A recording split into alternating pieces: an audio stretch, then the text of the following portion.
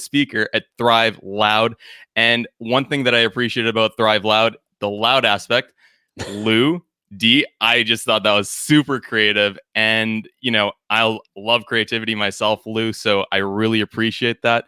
He also has the book Master the Art of Connecting, which teaches you the steps of connecting on a deeper level, fostering lifelong friendships, partnerships in business and your own personal life. So with that said, Lou, is there anything that I missed? And thank you again for coming on, sir.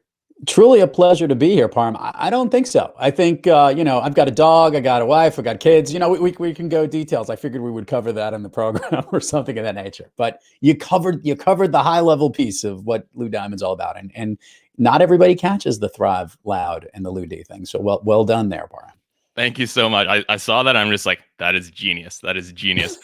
So Lou, I'm wondering, let's just get started with it. How does someone go from the Wall Street sector to something that to some people may seem completely opposed diametrically? I'm so interested in that. So I think it's important to go back even before the years that I worked on Wall Street. I came from a very entrepreneurial family. My dad was an entrepreneur, had retail jewelry stores in the New York City area. And by the way, I was always connecting with people. I don't say I was selling. I was always either behind the counter from a very young age, learning how to connect and sell with people.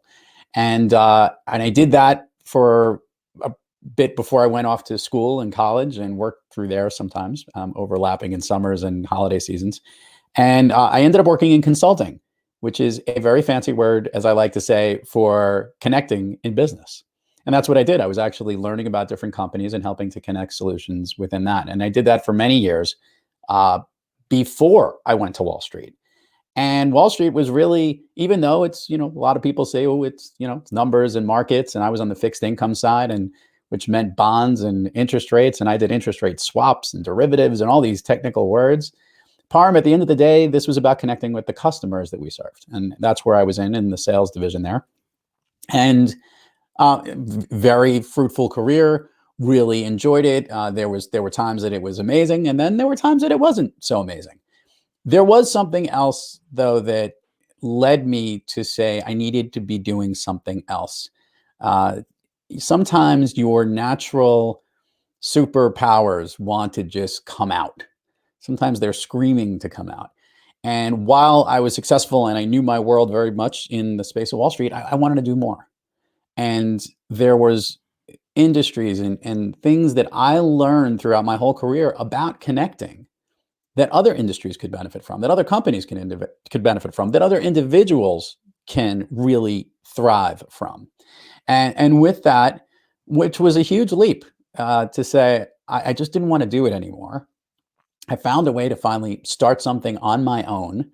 And I did I became a certified coach because I knew that there were skills that I needed to add to be an even better connector, and then brand it and make it into something that I knew I could help companies with. And I'll be completely honest, I didn't know exactly which direction it was going to be in. I knew that there were companies that needed to do a better job connecting, but I did not really figure out exactly how to hone it in right away. But to answer to your question was, the transition was an internal wanting to do something bigger and better for the world, not just for me, but for others.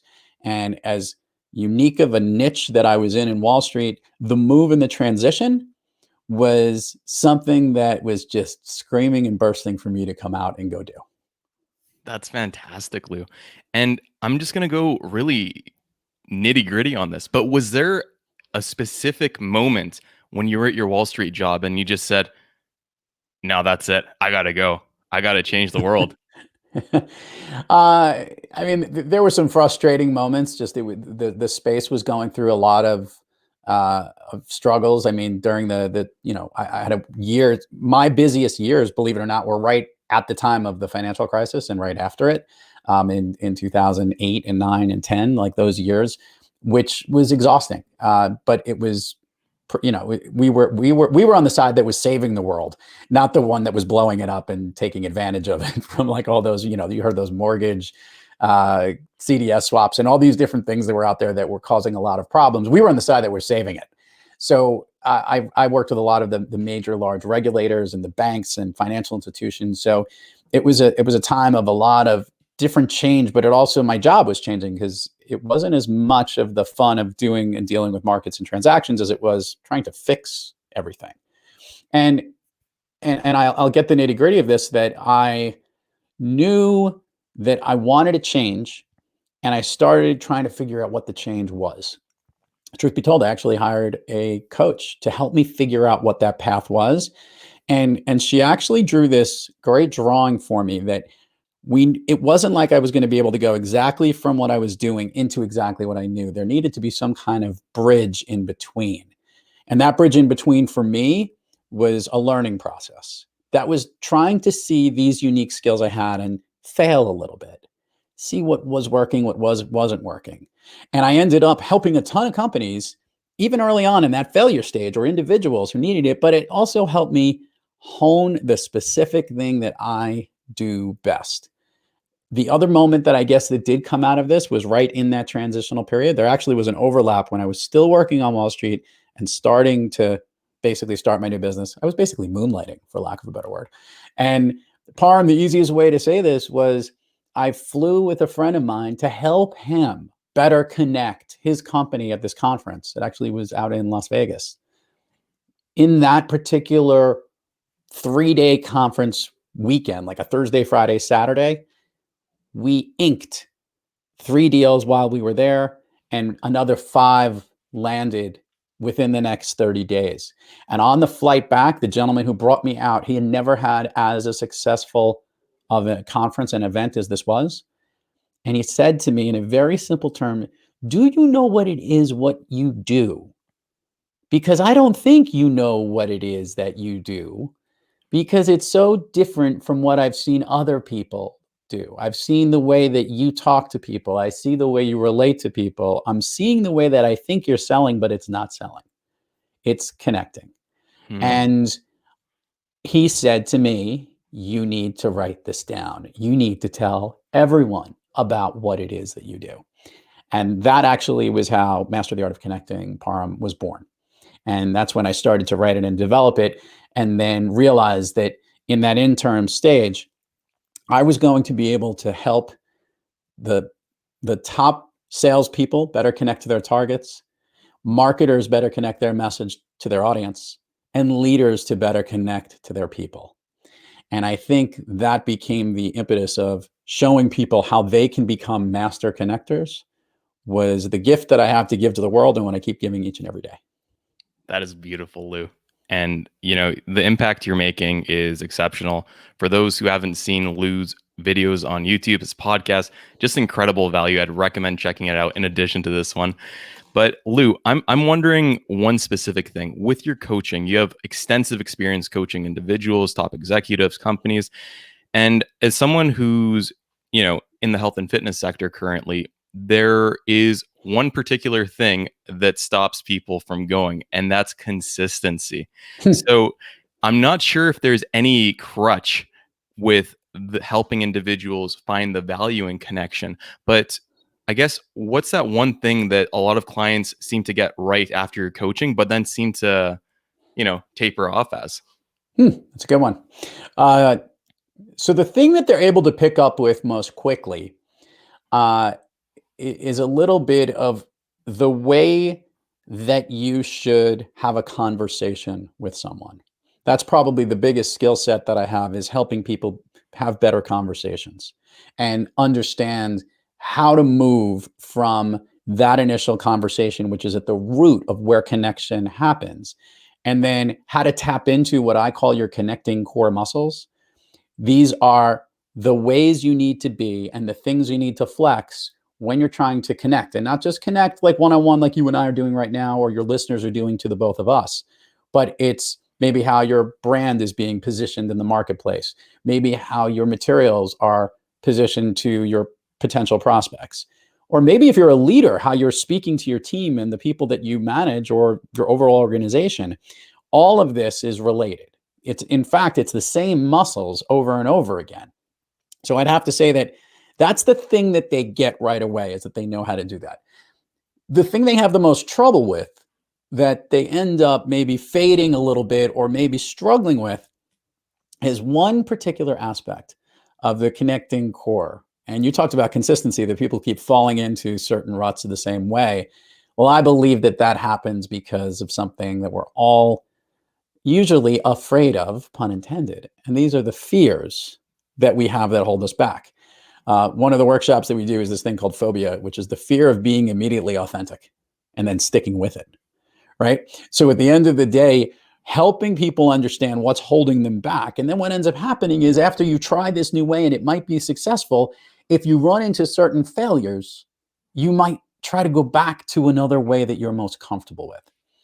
So the thing that I'll help people with often, and I did this just recently with a client right before we got on this call, an amazing leader I'm helping to work with who has the same issue when it comes to pricing the materials of what they do and giving the value of their services for something, always afraid that they might lose on price.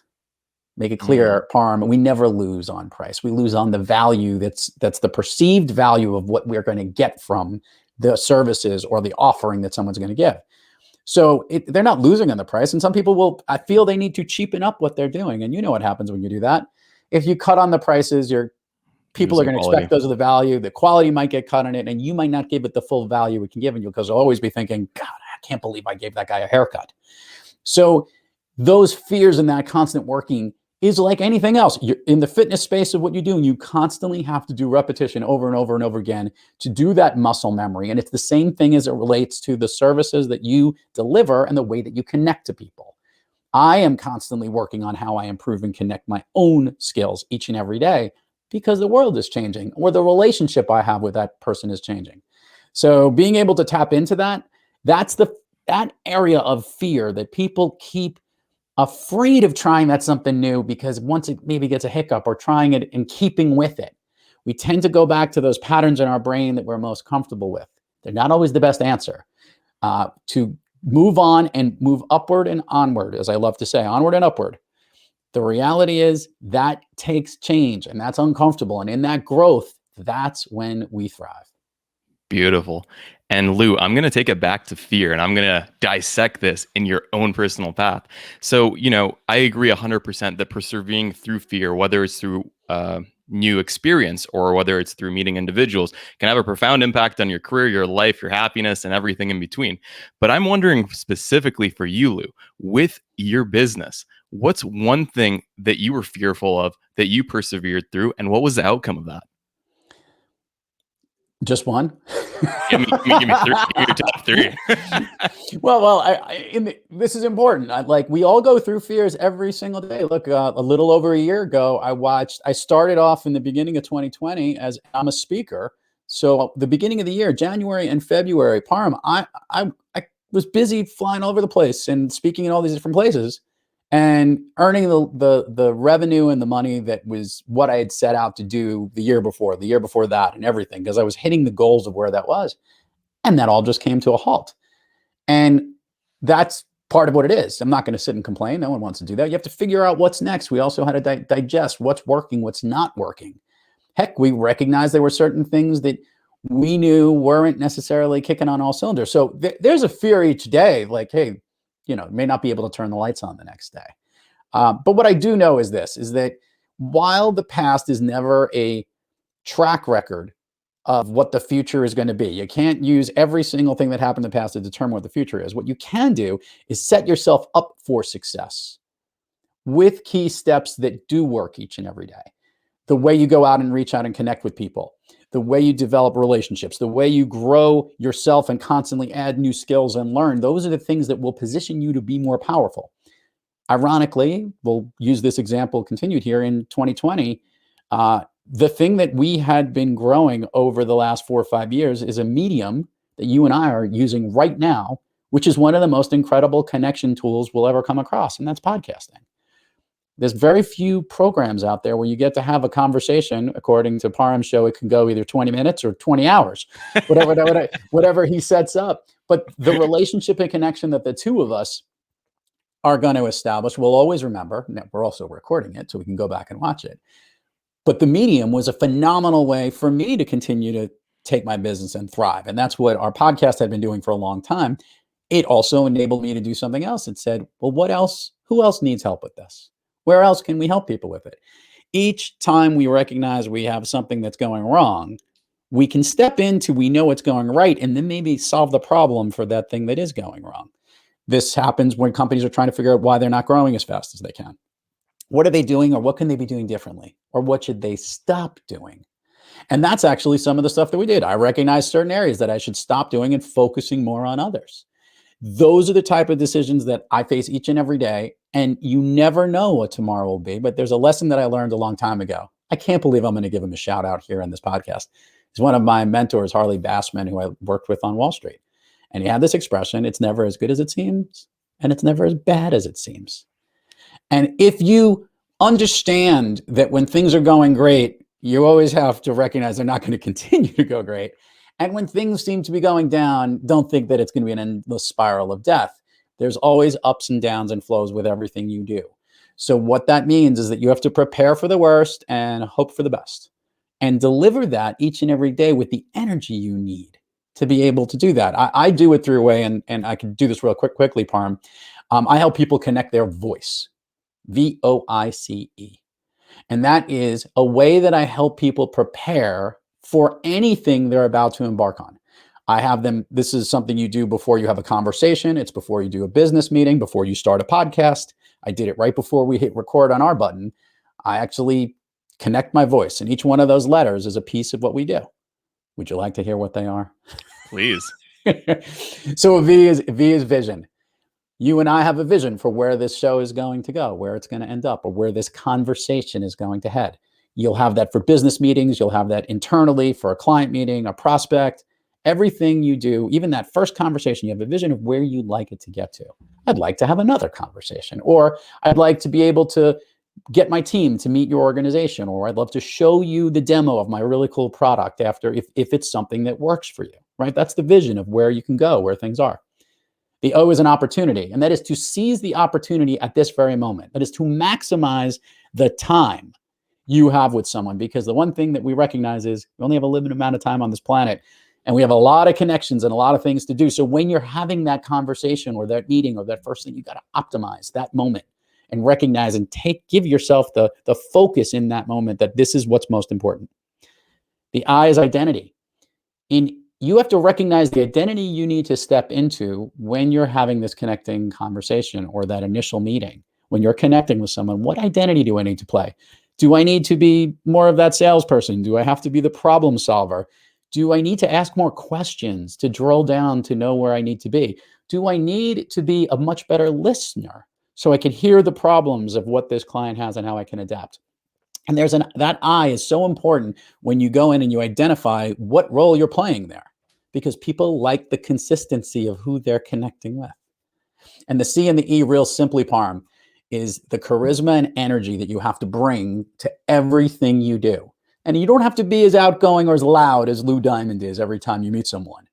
You have to unearth that superpower of who you are. If you're an introvert and a quiet, very soft-spoken person, well, bring the energy that makes that thing special and show that charisma that needs to be there.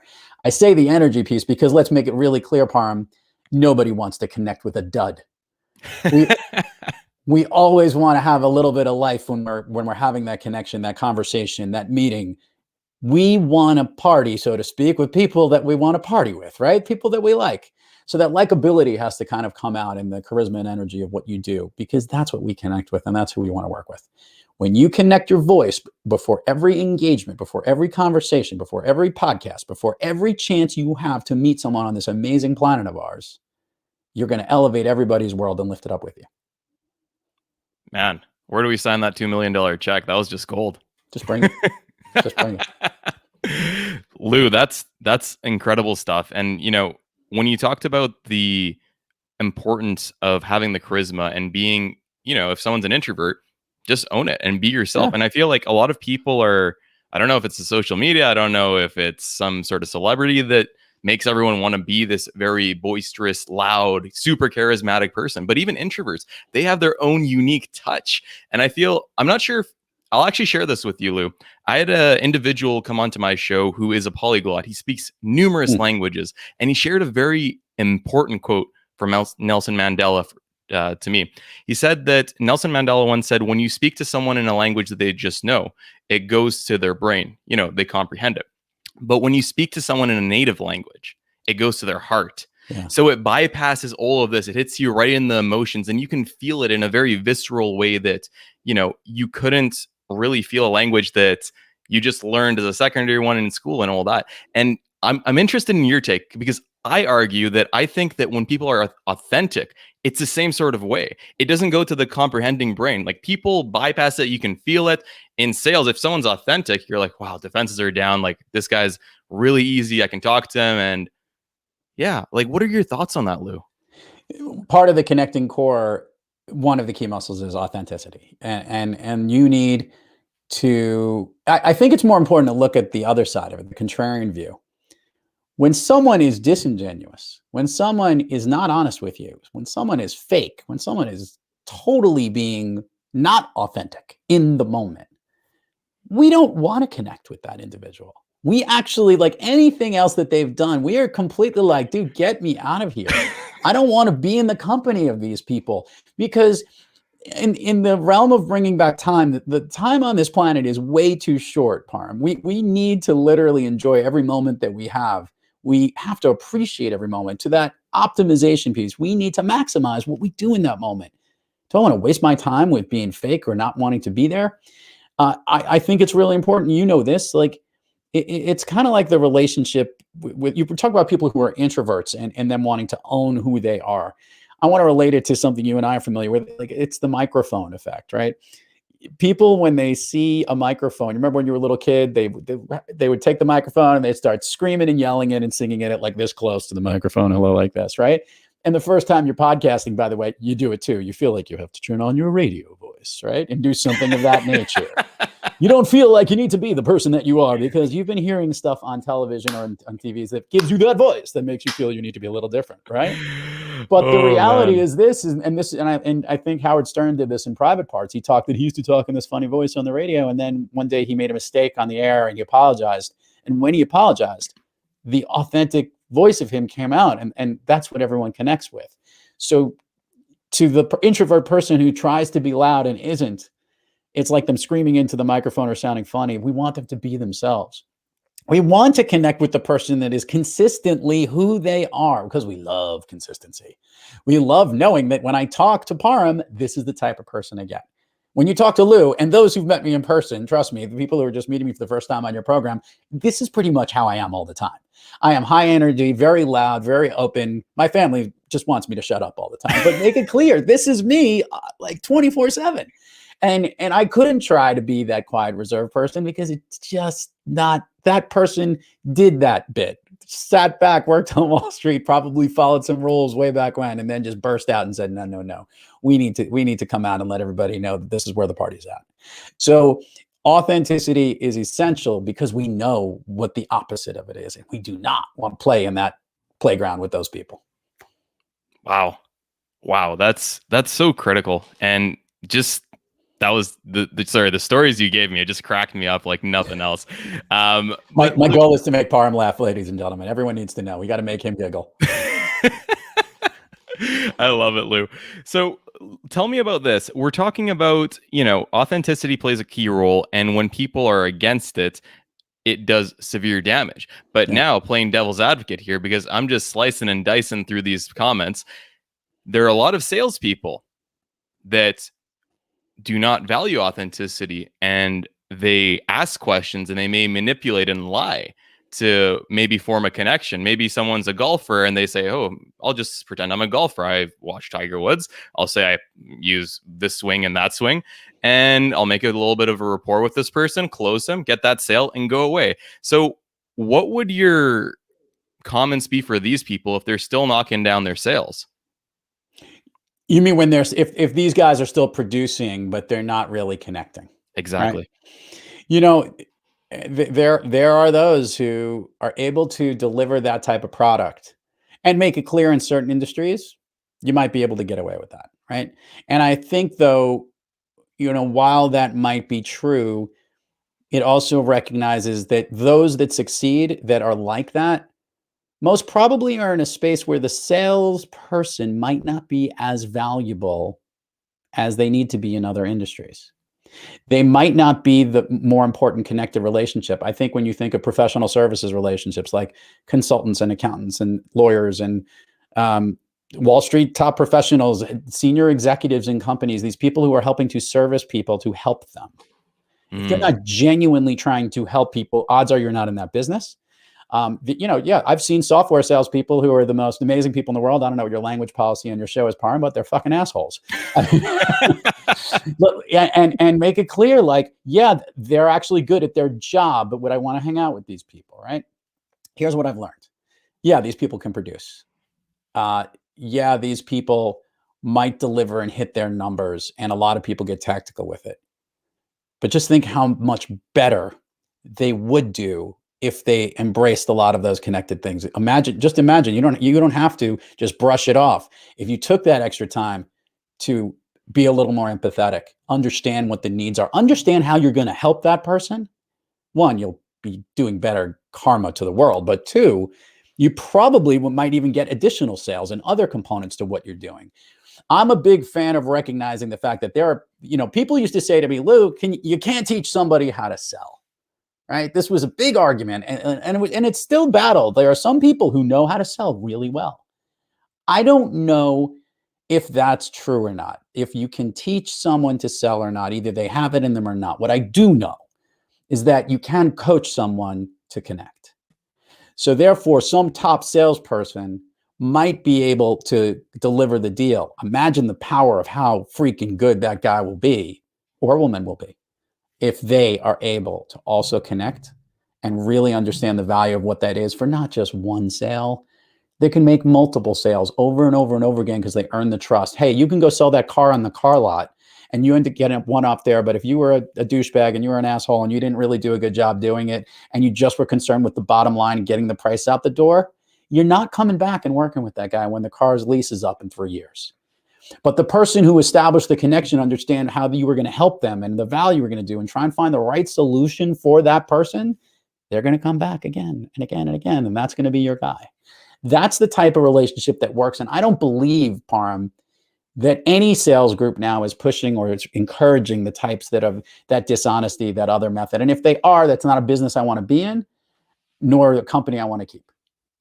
Huge. And I absolutely 100% agree. And I think this is kind of the notion that comes kind of back to our comments on fear, because everyone's are just like, we're good now. We're good now. We shouldn't change things up. I'm scared. What's going to happen? But, the same thing with the sales, like you can make a deceitful sale and get that first one. And maybe you don't understand that if you make this connection, you get recurring revenue, you get referrals, you get all of this. And I think one aspect, Lou, that I think a lot of people don't even consider is their own appreciation for themselves when they lie, versus when they're authentic. Go ahead. Yeah, I was going to say, when you're real and you're who you are. You can't tell me that you're worse off than when you're lying and you're fake and you're pretending and you get caught with it. How many movies do we need to see where the guy is telling the girl a bunch of lies and it totally unfolds and the whole relationship falls apart, right? It happens. It's like this long trope that just keeps on rolling that for some reason is entertaining for us because we can't wait to see someone fall on their face when they lie. Heck, they made that movie Liar Liar, which was freaking brilliant, by the way, with Jim Carrey, where he could not tell a lie. And look at the lessons that were learned by him telling the truth and what ended up happening with it, right? This is something that I think we're afraid to fail always when it comes to why we would tell a lie. We're afraid to lose that sale. And maybe if we kind of exaggerate a little bit or make us feel like we're bigger than what we are, or whatever it is, that's the, all the preconceived notions of why somebody would want to do business with us or not. Make it clear. If you flip around the script and have a good conversation with that person and ask them really good questions, you could also rule out the fact that they're not going to do business with you right now. And then why waste any more energy on it? Go focus on the people that are. I have this expression, Parham, that I love telling. I want you to get to know faster. Get to know faster. I tell this to salespeople all the time. You ever see these people with sales pipelines? They're like this long and there's like 78% of them have been in the sales pipeline report for like 3 months and haven't moved, because mostly these people are afraid to reach out to these people to hear the word no. They're afraid to freaking hear it. I say, screw that. Say, get to know faster. This is not going to be an opportunity right now. This is not where we're going to be. It's not going to happen right now. We're going to figure out what that is. Okay, great. Thank you for telling me this. I'm now going to go focus on the ones that I can do. And then I could push these off my pipeline report and focus on the ones that are going to be wins. You need losses in your win percentage. I want to make this clear. It sounds weird, but nobody has a 100% win rate. One, that means you're selling something that's too easy, or two, you're not charging the right price. And make it more notably, you need to have some people that aren't the right customers. There's a certain hit rate, 20, 30%. What do we say in baseball? The best baseball players fail 70% of the time. Think about that. That's the best salespeople do too. It's just a matter that you see that their wins are more focused because they're very concentrated on establishing great connections with those that they're going to do business with. I absolutely 100% agree. And, that's something that I think a lot of people just need to really go through, because I think, when you succeed, you celebrate. You go out to the bar, you bring your friends over, you bring your tacos, you bring your nachos. Life is good. But it's in those failures where we have that reflection, that introspection that we were talking about earlier, that we're like, what can we change up? What can we switch up? And I think it's something that is just unfortunately not valued by society. And I think it makes it. No, I think it is valued by society. I think it's just that there's such a concern so much for the bottom line. There's such a result for dealing with numbers. I had this really good conversation with someone that's very intimate within the Dell computer organization. I don't know if you know this, that Michael Dell's company, I think it's called Silver Spring, they took Dell private and they bought the company back. And one of the questions that came up out of that was, did he just want to take it private? Did he want to own it? Would he love that asset so much? Well, a lot of it was, there's a lot of pressure when companies are public that they need to report their numbers 4 times a year. They have, there's a tremendous amount of cost with all this. And when something is private and there's certain restrictions that make it, you have less of an audience to make happy. You don't have to water down your message. You can be honest and get to the truth much faster. Those that are doing that really well and not trying to sugarcoat a message or give something that you make them try and figure out what's going and try and play little games. In certain industries, that's exhausting. You want to be able to do it and value real results, real value. And I think we do prioritize that. I just feel that maybe there's a little bit of a sway because there's such importance to deliver and there's such importance to get the results that people want. And because of that, they'll make certain haircuts, not recognizing the sacrifices that you do when you do that. Definitely. And I think one aspect that you touched on there, it's really important that, when you're trying to make everyone happy, you'll ultimately lose. That's a no-win game. 100% you're going to lose. Even I can't make everybody happy. Almost. But it's like, that's the same with your business. And, would you rather have 10 customers that love you, that have recurring revenue, that refer all their friends that are like them? Or would you rather have 100 people who you charge 10% of your normal cost to, that you have to do all that extra work for 10% of the revenue, and they just hit you with complaint after complaint because they don't like your style, And I think that's something that a lot of companies, a lot of people in their own relationships are sacrificing just to be liked, just to have that, stability over all of this. Yeah. Do you have any notes on that? I was going to switch gears, so I'm not sure if you wanted to comment on that. I'll let you switch gears. I agree with you. You cannot be liked by all. I think it's great to have a lot of smaller, short-term relationships. I'll use an example here. I was recently in the Clubhouse app, if you've used it, and there's some of these rooms where there's like hundreds of people in the room, and you could be in the audience and everybody is talking, and they're literally just talking for the sake of talking. But I've actually used that app and had 4 or 5 people in one little small room and had some of the most valuable conversations. And I liked it. It was a much closer knit. I actually got closer to those people. So I totally agree. You cannot make everybody happy. You can't please everyone. Not everyone's going to agree with you. And if you find those that fall into your circle and you focus on what you need to do and deliver for them and how you can help them, that is where all the magic is, because that you'll see the reciprocation come back a little bit more more clearly and probably faster. Beautiful. And like I mentioned, Lou, I just wanted to switch gears and I want to talk about your business right now with your consulting work. And as you've probably noticed, I like to teach about the successes, but I also like to teach about failures. So, Lou, and the struggles and hardships that people go through in their life, was there any one point in your business that you just thought about quitting, or maybe you made the wrong decision? And looking back at it now, you're really glad that you kept persevering through. Uh, so there was definitely a point of, I mentioned earlier that you got a chance during this like last year and a Mm, half to look at what you were doing that wasn't working. For a good year early on in the business, I was so convinced that this was what everybody wanted and what everybody needed. This was the Kool-Aid everybody needed to drink. The ability to understand this connecting core and really, move through their fears into courage and all this stuff. We used to do these really good, powerful workshops. And I actually would do these sampling things where we did a workshop and I would get somebody from a company, bring them in for a 1 or 2 day workshop, and they would come in and they would get like to experience what this could be like for their organization. And they paid for it, and it was incredibly valuable. In fact, I would argue some of the success out of that was the relationships that I established with a lot of those people were great, but the timing was always difficult. And because I had all these different people from different companies in this mixed workshop versus those that would be isolated and do inside of a company, the consulting work I would do was really kind of like, I'm not comparing apples to apples, even though the process would be the same and what we would be doing in these workshops, the way the results would be interpreted would be different. And in fact, some of the things that were so beneficial about getting a chance to learn from other companies spawned one thing, but it also made us say, hey, do we really need to be showing literally the whole kit and caboodle as kind of like a road show for then people to come and go by? So this wasn't working. It was definitely like we were getting a lot of these, hey, I want to have another one of these workshops.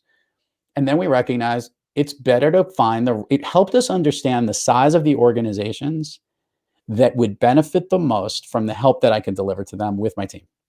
So Param, what this did do was we looked at big companies, small companies, massive companies. The biggest problem, like you're like, oh great, I'd love to go work at this, at Google. And there's lots of companies that want to do work with Google. Google's a great, and I've done business with Google, by the way. They're awesome, but it took a long time to get through the curtain and the process and the systems. Large pharmaceutical companies, I can't even begin to tell you. I think I had to give away 2 children and a dog to get myself into the door to be able to do business with these people, with a commitment that I won't get paid for 625 days, something along those lines, right? This was a recognition of saying, well, those events are going to cost certain things, and there's certain things I'll do for that. But then let's find the size company where I can actually give the most impact.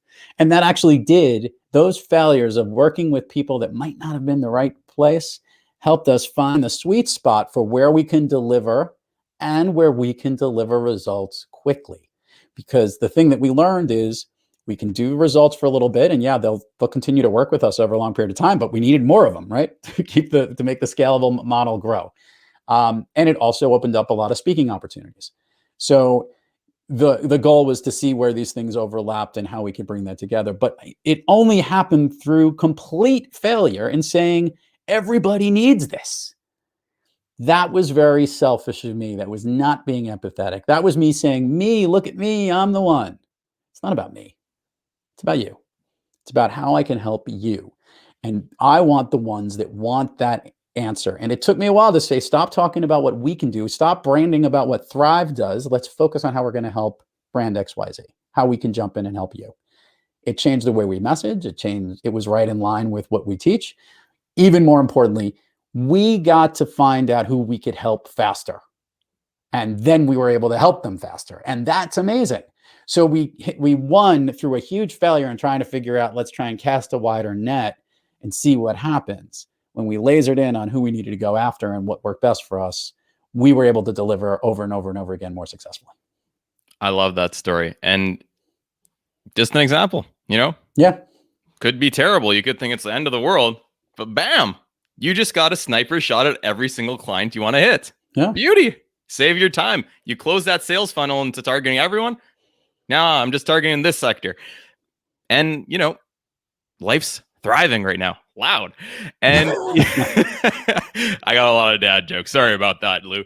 I want to kind of now switch it to the success part, Lou. Mhm. How does someone like yourself go into this consulting industry teaching soft skills and charging for them? Because, you know, soft skills are oftentimes hard to have metrics associated with them with regards to sales and all of this. And you've done incredible work.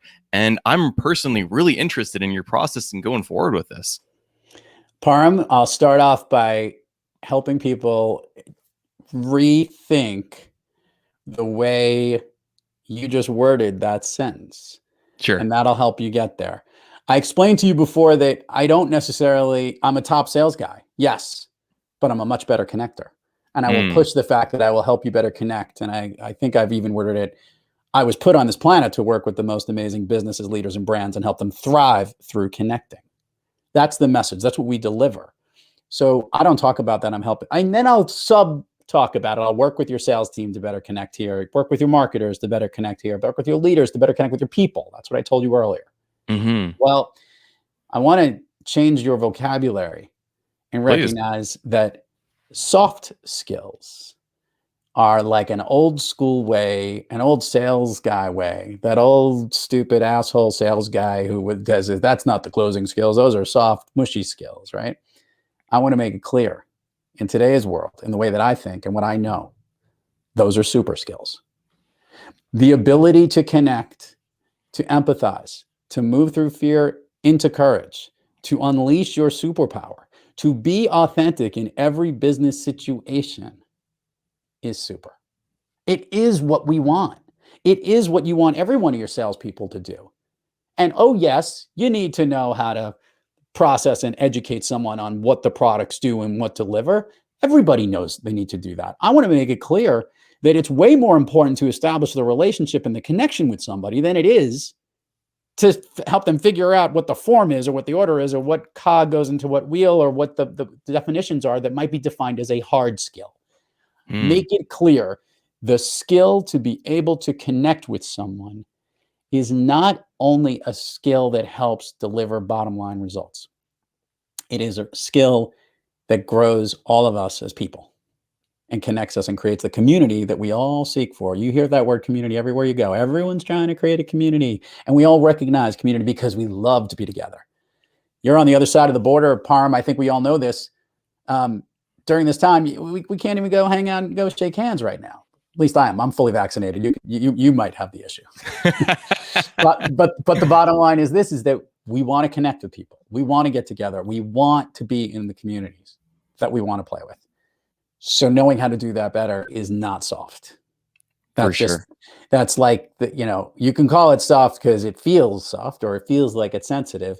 But I would say that's an older school way to recognize that just like mental health used to be deep. No one ever had any issues of mental health back in the day. I'm feeling depressed. I'm feeling down. People say, have a drink, suffer through it. Right. That was like a 1950s, 60s, 70s, 80s way of doing things. We are so open now to understanding how important it is what's between these ears and what we feel and hear, because that is what makes us thrive when we've got that game on, when we've been through the troubles and have moved through it, when we've overcome challenges and got ourselves better, when times are hard and somebody elevates and moves it up. That is not soft.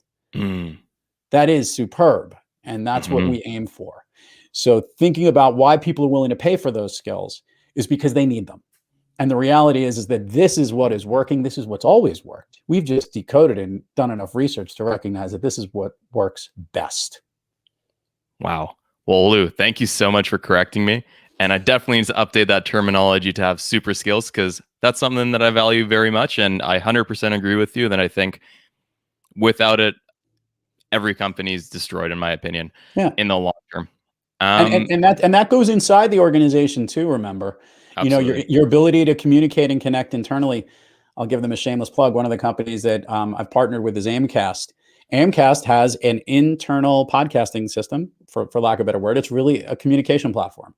And the importance today of communicating inside large organizations is vital. And they have a private podcasting platform that works on certain things, has programs, and there's community being created inside these companies that are vital and are helping to improve the internal way people are working to make yourself have a much more enjoyable place. And that's connecting inside your organization. So very much in line and on brand with what we do here at Thrive. And that's why we've kind of partnered together with us. So it's that need is even more prevalent today than it was ever before.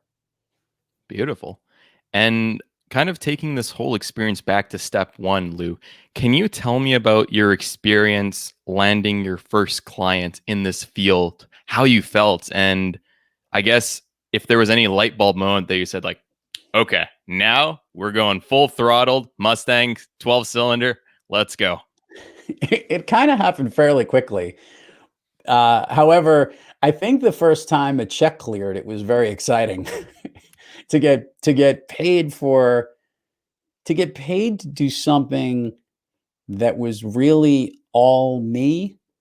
It wasn't a product or a service that I was doing. It wasn't it wasn't some other large organization that was there. My friend my really good friend, and he's a CEO of a fintech company, Adam Frisch, used to have this expression because he also came from Wall Street and did something entrepreneurial. You used to go into battle like when you go into a sales meeting. That's what it felt like when you work for a big company. You're like fully armored. You got a whole battalion behind you. You've got helicopters hovering above, and there's like a missile launcher in the bay that's ready to fire on aim. But when you're yourself and it's just you as a solopreneur and entrepreneur, you're basically like a man with a stick and a loincloth is the only way I could describe it when you go into battle. And you could take that visual any way you want. But the reality part is that that's how vulnerable you feel. You feel every win, you feel every loss, because it literally, you're all there is. And I say this to people who want to venture into their own business or are ready to do it. I think it goes back to what I told you before. It's never as bad as it seems, and it's never as good as it seems. And if you recognize the wins and losses in that type of cadence, that you're going to feel the blows, you're going to, you can't get too high when you make that big win. I think I was really excited when the check cleared, but most importantly, I was most excited that something that I had put out there was valued by somebody else, that helped improve their lives, helped improve the way they do things. And in the seat that I'm in, to be able to help deliver on that, dude, that's like what it's all about. That's way more than just, being the number one salesperson or checking off a box or having a really good quarter. That's changing someone's lives or changing a life. That's great. Beautiful. That's incredible, Lou. And, like you mentioned in the start of our podcast, we could go for 12 hours, honestly, probably 24 hours with old experience. No one's listening. Listen, I host a lot of shows. No one's listening to me more than they need to. That's why we're pretty quick, but I'm prepared for you. We're ready to go, Parn. Your listeners will be too. For sure. But I know you're a busy man, and I'm just cognizant on time right now. And I think just with that excellent answer, I think we should go to the closing segment. And with that said, Lou, I just want to ask you for your shout outs, where people can find you, where people can buy your amazing books, where people can get in touch with you for consulting. So everywhere in social media, Thrive Loud or at Thrive Loud, ThriveLoud, Instagram, LinkedIn, Facebook, Twitter, we're there. You could also go to thriveloud.com, where you can master the art of connecting. You can learn about our consulting services, and you connect to us. It's the easiest way to reach out to us. And if you want to see, click on book Lou Diamond if you want to have me speak at your organization or whatnot. There's links that go there as well. So everything is at Thrive Loud. We've made it real easy. And I guess I'll give a teaser that there is another book in the works that will come out in 2022. That's the project on the works. I can't talk about it just yet, but it's a coming. Top secret. I love that. And Lou, just for the final segment of our show, we usually ask our guests, what is your one message to the audience? This could be about something that we talked about today, something that you wish we talked about. And yeah, I'll give you the wheel. I'll be cheesy. I've done it before, but it works so well. And you'll like it, Parham. I know it because you haven't heard it. That's true. It's the way I sign off my show on the Thrive Loud podcast, which you could also get at thriveloud.com. Rewinding to the plug section there. Be brief, be bright, be gone. Be brief. As I mentioned, the time on this planet is really short. So in the time that you get to connect with someone, concisely, clearly, and very importantly, hit the points that you need in a short amount of time, and not try to waste that time, to optimize that moment, if you would, to maximize the opportunities that you have. Be bright. Think about a smart solution that's going to help somebody. Don't think about a solution that's just going to help you. Give the answer that's going to be the answer that you're trying to help someone become better and move onward and upward. And that's what be gone means. It doesn't mean I'm out of here. See you later. Param, this has been real. Be gone means move onward and upward. Every single step of what you do should elevate the game from where you are today to tomorrow. Even I'm about to do a call with someone that I haven't spoken to in a long time, and I think we're doing it on a Peloton ride. So we're trying to outbest one another. That's where my 2:00 ride is today, as for those listeners who are knowing this. But anyway, it's to move onward and upward and try and make yourself better each and every day. And that's what I believe. Be brief, be bright, be gone. That is amazing. I love that. And that's so true. Absolutely agree with it. Lou, I had an amazing time getting to know you, your story, your insights, your rock and roll, your authenticity. And I am very appreciative of the value you brought to our show. And if Jill is listening, thank you so much for connecting us. It was an absolutely amazing experience. And thank you again, Lou. Truly a pleasure. I'll give the shout out to Jill Schiffelbein as well, who probably right now, if she's listening to this, is on the beach somewhere in the Carolinas. That's just what she's doing. She's enjoying it, and I'm jealous. Green as the back of my wall is right here, Jill. I am green with envy with where you are. But anyway, I'm glad that you've connected me to Param. Param, truly a pleasure to be on your program. Thank you for having me. Thank you so much. And to the viewers and listeners of the Personal Process Podcast, thank you for tuning in to another episode, and we'll catch you on the next one. Hey everyone, Param back after another amazing episode with another amazing guest. We hope we added value into your life so you could take the tips from this episode and fuel your process forward.